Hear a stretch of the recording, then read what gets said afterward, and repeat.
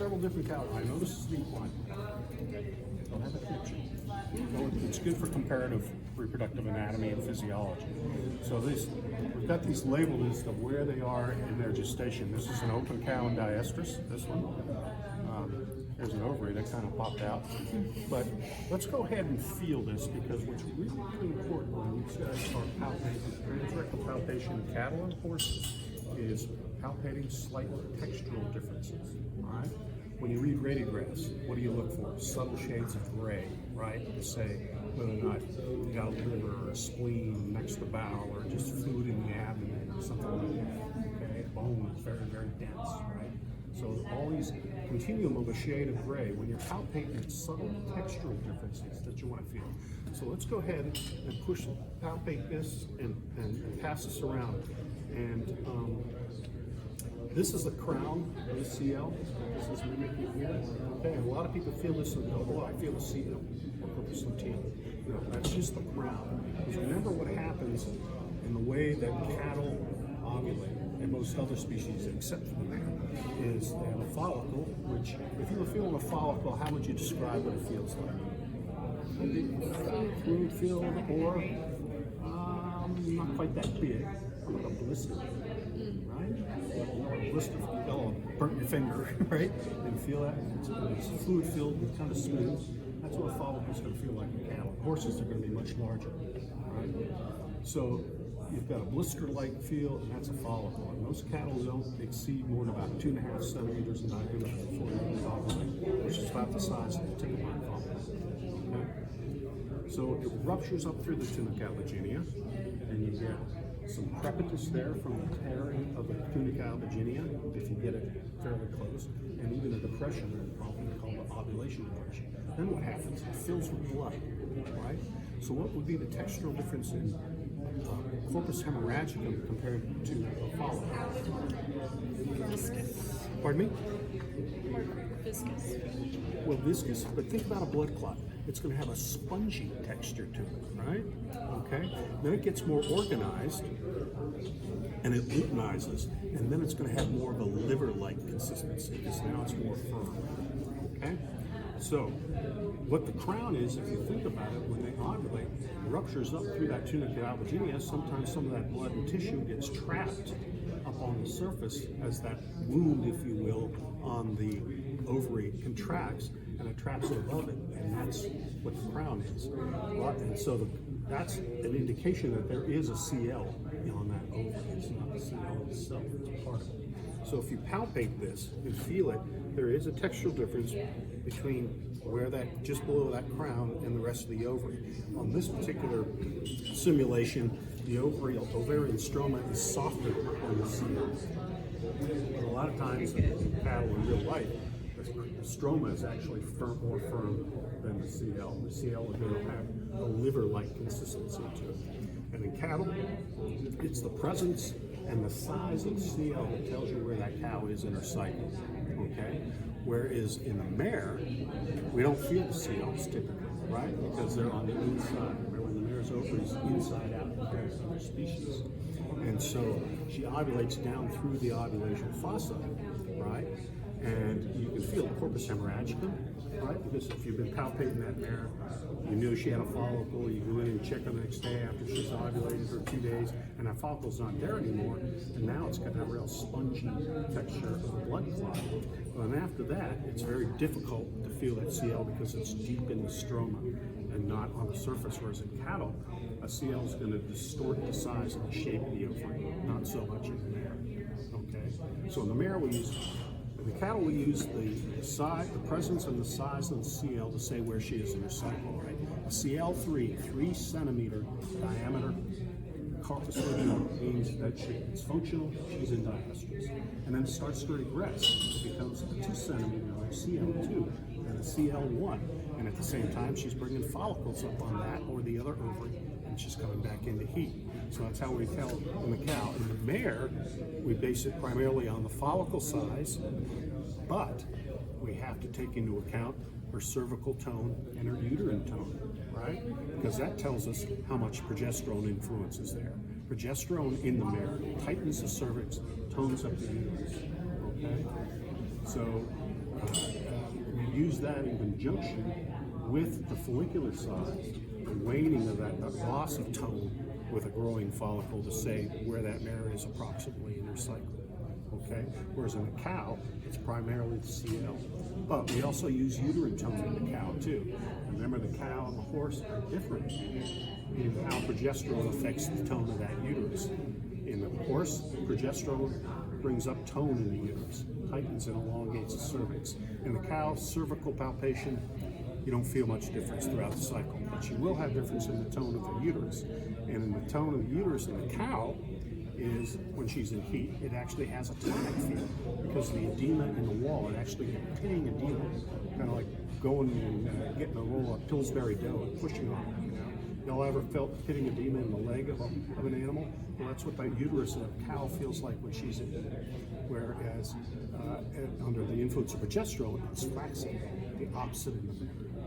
Okay, so we've got these. This is just a diestrous cow here. This is a cow that's 45 days, and what you feel for is the membrane slip first. This is the first thing you feel for, and then the vesicle. All right, and this vesicle is not quite 2 fingers on me, which would be about 48 days of pregnancy. All right, this one is 60, where you actually feel a fetus, and if you palpate this, you can actually feel a fetus. It's about the size of a mouse.